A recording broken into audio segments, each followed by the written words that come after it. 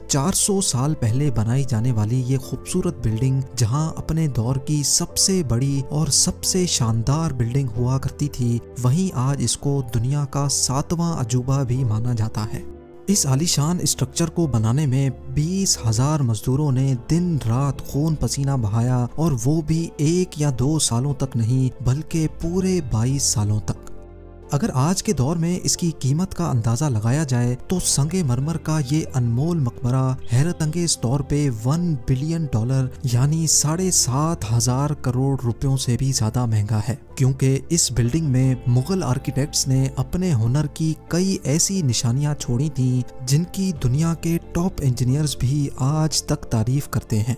इस बिल्डिंग को ऐसे डिजाइन किया गया कि जब मेन गेट के पीछे से इसको देखा जाता है तो ये काफी बड़ी लगती है, लेकिन जैसे ही मेन गेट की तरफ बढ़ा जाता है तो ऑटोमेटिकली इसका साइज छोटा होता जाता है। दिमाग को चकरा देने वाली ये कोई पहली ट्रिक नहीं थी जो मुगल आर्किटेक्ट्स ने इस्तेमाल की हो। इसके गिर्द चारों मीनारों को बिल्कुल सीधा खड़ा नहीं किया गया, बल्कि ये मीनार बाहर की तरफ थोड़ा झुके हुए हैं, क्योंकि अगर इनको सीधा खड़ा किया जाता तो दूर से देखने पर ये अंदर की तरफ झुके हुए लगते, जैसा कि इन मस्जिदों में आप देख सकते हैं। इन मीनारों को बाहर की तरफ झुकाने का एक और रीजन भी था, और वो ये था कि खतरनाक अर्थक्वेक की सूरत में अगर ये मीनार गिरे भी तो ये बाहर की तरफ गिरकर ताजमहल पर एक आंच भी ना आने दे। लेकिन आखिर माजरा क्या था कि इसको बनाने वाले किसी सूरत में इस पर एक खराश भी बर्दाश्त नहीं कर सकते थे। ताजमहल के वो कौन कौन से राज थे जिनको 400 साल पहले छुपाने की कोशिश की गई थी, और जब उस दौर में कंक्रीट या स्टील ही नहीं हुआ करता था तो आखिर इस आलीशान मकबरे और इस पर मौजूद 40 मीटर ऊंचे डूम को कैसे बनाया गया, ये सब और इससे भी ज्यादा आप जान सकेंगे आज की इस स्पेशल वीडियो में। नाजरीन, ये मामला स्टार्ट हुआ था सन 1607 में, जब इंडिया और पाकिस्तान के इस खित्ते में मुगल एम्पायर का होल्ड हुआ करता था। इस दिन मुगल शहंशाह का सबसे छोटा बेटा शहाबुद्दीन मोहम्मद खुर्रम 15 साल का हो चुका था, और उसी की सेलिब्रेशन के लिए आगरा फोर्ट में एक आलीशान पार्टी रखी गई थी।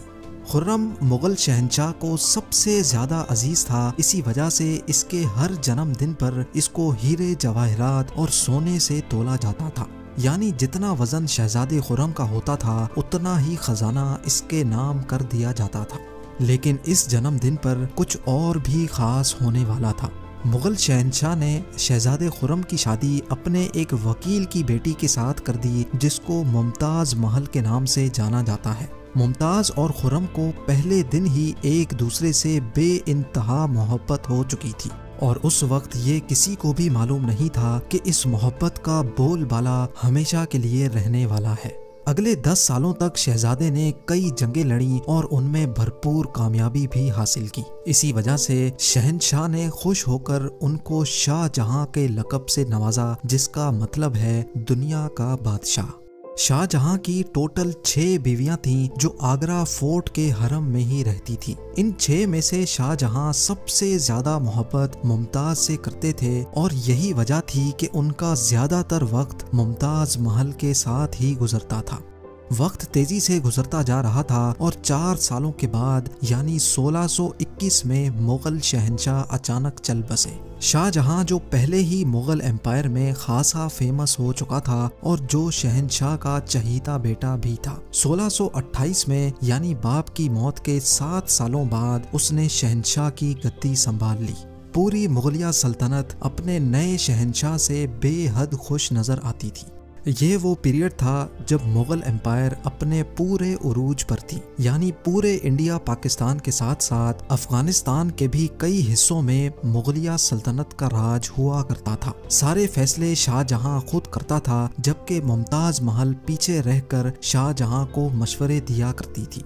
लेकिन किसी को भी इस बात का इल्म नहीं था कि ये खुशियां अनकरीब मातम में बदलने वाली हैं। गद्दी संभाले अभी 1 ही साल गुजरा था कि एक बार फिर से मुगल एम्पायर को दुश्मनों का सामना करना पड़ा। अगले 2 साल जंग चलती रही और शाहजहां को इस जंग में भी भरपूर कामयाबी नसीब हुई। लेकिन शाहजहां अभी इस कामयाबी का जश्न मनाते कि उनको एक अफसोसनाक खबर से आगाह किया गया। मुमताज महल, जो कि शाहजहां के 14वें बच्चे को जन्म दे रही थी, उसकी हालत बिगड़ गई और 17 जून सन 1631 को वो ना चाहते हुए भी इस दुनिया से चल बसी। पूरी मुगलिया सल्तनत का जश्न देखते ही देखते मातम में बदल गया। ये खबर जो शाहजहां पर आग बनकर गिरी थी, उसने तो जैसे इनकी दुनिया ही खत्म कर डाली। शाहजहां की सबसे पहली मोहब्बत और उनकी सबसे अजीज बीवी मुमताज महल इस दुनिया से रुखसत हो चुकी थी। कहा जाता है कि इस गम की परछाई ने शाहजहां को काले अंधेरों में धकेल दिया था। अगले 8 दिनों तक उन्होंने कुछ नहीं खाया और अगले 2 सालों तक ना कोई मौसीकी सुनी और ना ही परफ्यूम लगाया। मुमताज महल ने मरने से पहले एक आखिरी ख्वाहिश की थी। वो चाहती थी कि उनकी कब्र दुनिया के सबसे खूबसूरत मकबरे में बनाई जाए।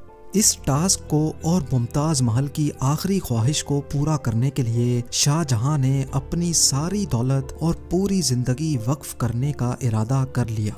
मुमताज के गुजरने के 6 माह बाद यानी 1632 में ही ताजमहल की कंस्ट्रक्शन का काम शुरू कर दिया गया। करीब 20,000 से भी ज्यादा मजदूर, पत्थर तराश और कारीगरों को पूरी सल्तनत से इकट्ठा किया गया। लश्करों के लश्कर शाहजहां के हुक्म पर आगरा बुलवा लिए गए थे। क्योंकि मुमताज की कब्र यमुना रिवर के बराबर में मौजूद थी, इसी वजह से इस जगह पर दुनिया की सबसे खूबसूरत बिल्डिंग बनाना काफी मुश्किल टास्क था। रिवर के किनारे जमीन काफी सॉफ्ट होती है और अगर यहाँ खुदाई का काम किया गया तो पानी का बहाव ताजमहल की फाउंडेशन को भी नुकसान पहुंचा सकता था। इस मसले से निपटने के लिए मुगल इंजीनियर्स ने यहाँ सबसे पहले जमीन के अंदर कई कुएं खुदवाना शुरू किए। मजदूर ये कुएं तब तक खोदते रहते जब तक खुश्क जमीन नजर ना आ जाती थी। इन कुओं को पत्थरों और गारे से भरा गया और फिर उसके ऊपर पत्थरों के बड़े बड़े कॉलम्स खड़े किए गए।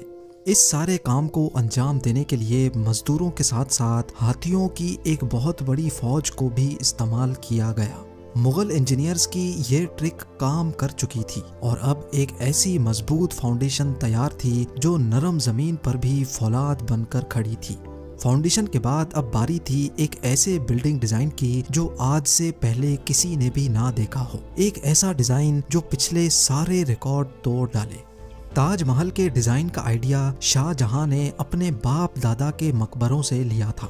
बाप के मकबरे से मीनारों का आइडिया लिया गया, दादा के मकबरे से बिल्डिंग कोर का आइडिया लिया और अपने अंकल के मकबरे से डोम का आइडिया लिया था। और जब इन सबको कंबाइन किया गया तो एक शानदार और आलीशान डिजाइन उभर कर सामने आया। बिल्डिंग के स्ट्रक्चर को बनाने के लिए लाखों नहीं करोड़ों ईंटें मौके पर ही बेक की गई। ये सब इतना आसान नहीं था और इसमें लातादाद पैसे भी बहाए जा रहे थे। हर गुजरते दिन शाही खजाना तेजी से खाली होता जा रहा था, लेकिन शाहजहां को किसी चीज की परवाह नहीं थी। बस उनको ये काम हर कीमत पर कंप्लीट करना था। कहा जाता है कि ताजमहल की कंस्ट्रक्शन में इतने ज्यादा लोग लगाए गए थे कि इनकी वजह से आसपास के इलाकों में खाना पीना खत्म हो गया था। 20,000 मजदूरों और कारीगरों की डिमांड पूरी करने के लिए शाहजहां ने आसपास के तमाम इलाकों से अनाज आगरा मंगा लिया था।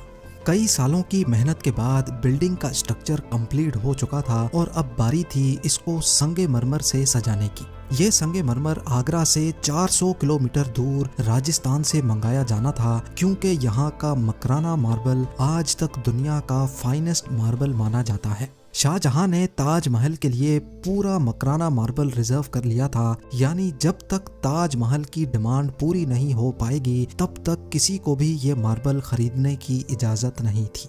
1000 हाथियों की मदद से हजारों टन वजनी मार्बल राजस्थान से आगरा मंगाया गया। ताजमहल का ये खूबसूरत डोम इतना बड़ा है कि इसका अंदाजा सिर्फ आंखों से देखकर ही लगाया जा सकता है। आजकल इस तरह के डोम बड़ी आसानी से स्टील स्ट्रक्चर पर बनाए जा सकते हैं, लेकिन 400 साल पहले 40 मीटर ऊंचे डोम को बनाने में उनके पास सिर्फ पत्थरों का ही सहारा था। इस डोम को बनाने में मुगल इंजीनियर्स ने जो स्ट्रेस कैलकुलेशन की थी उसकी आज के इंजीनियर्स भी बहुत तारीफ करते हैं। ताजमहल की फिनिशिंग के लिए इसको पीटरा डूरा या परचिनकारी से डेकोरेट किया जाना था। पेट्रा डूरा एक ऐसी कलाकारी को कहा जाता है जिसमें कीमती पत्थर को मार्बल के अंदर तराश कर लगाया जाता है। मार्बल को बड़ी महारत और बारीकी से कीमती पत्थर की शेप के हिसाब से तराशा जाता है और फिर उसमें पत्थर को ग्लू के जरिए चिपकाया जाता है। ताजमहल पर इस्तेमाल होने वाली ग्लू कोई आम ग्लू नहीं थी। काफी रिसर्च और लेबोरेटरी टेस्ट के बाद मालूम पड़ा कि ये ग्लू शीरा, लेमन जूस और संगमरमर पाउडर को मिलाकर बनाई जाती थी। वही सेम ग्लू आज भी ताजमहल की रेनोवेशन के लिए इस्तेमाल की जाती है। ताजमहल की खास बातों में एक बात यह भी है कि ये दिन में 4 मर्तबा अपने रंग बदलता है। सूरज निकलने से पहले ये बिल्कुल ब्लैक शेड देता है, सूरज निकलने के बाद ये लाइट येलो और पिंक शेड देता है, जबकि दोपहर के वक्त ताजमहल की खूबसूरती का नया रुख देखने को मिलता है। नीले आसमान पर जैसे मोती चमक रहा हो और सनसेट के वक्त ये पूरी बिल्डिंग गोल्डन कलर की दिखाई देती है। पूरे 22 सालों के बाद सन 1654 में ताजमहल की कंस्ट्रक्शन का काम मुकम्मल कर लिया गया। शाहजहां अपनी बेगम की याद में दुनिया का सबसे खूबसूरत मकबरा बनाने में कामयाब हो चुका था। शाहजहां ने इस आलीशान इमारत का नाम अपनी पसंदीदा बीवी की याद में ही रखा। मुमताज महल से इसका नाम ताज महल रख दिया गया। हर साल शाहजहां मुमताज की बरसी पर यमुना रिवर के जरिए ताजमहल पर जाया करते थे। ये ताजमहल की ऐसी एंट्रेंस थी जिसको सिर्फ शाही खानदान के लिए ही बनाया गया था। इस एंट्रेंस की दीवारों पर दिलकश नक्काशी का काम किया गया था जो शायद सिर्फ शाही आंखों के देखने के लिए ही किया गया था। शाहजहां का ये महंगा तरीन प्रोजेक्ट कंप्लीट तो हो चुका था, लेकिन इसने मुगलिया सल्तनत को तबाही के किनारे पर ला खड़ा किया। 4 सालों के बाद यानी 1658 में शाहजहां और मुमताज के अपने ही बेटे ने शाही तख्त उलट दिया और खुद मुगल एम्पायर का शहंशाह बन गया। शाहजहां जो पिछले 30 सालों से इस तख्त पर राज कर रहे थे, उसको कैदी बनाकर आगरा फोर्ट में ही बंद कर दिया गया। सिर्फ एक फैसिलिटी ऐसी थी जो शाहजहां को दी गई और वो ये थी कि जिस कमरे में उसको बंद किया गया था उसकी खिड़की से वो ताजमहल को देख सकते थे। 8 साल कैद में रहने के बाद 74 ईयर्स की एज में शाहजहां भी इस दुनिया को अलविदा कर गए। शाहजहां का अब मुमताज से दोबारा मिलने का वक्त आ चुका था और उनको ताजमहल में ही दफन कर दिया गया।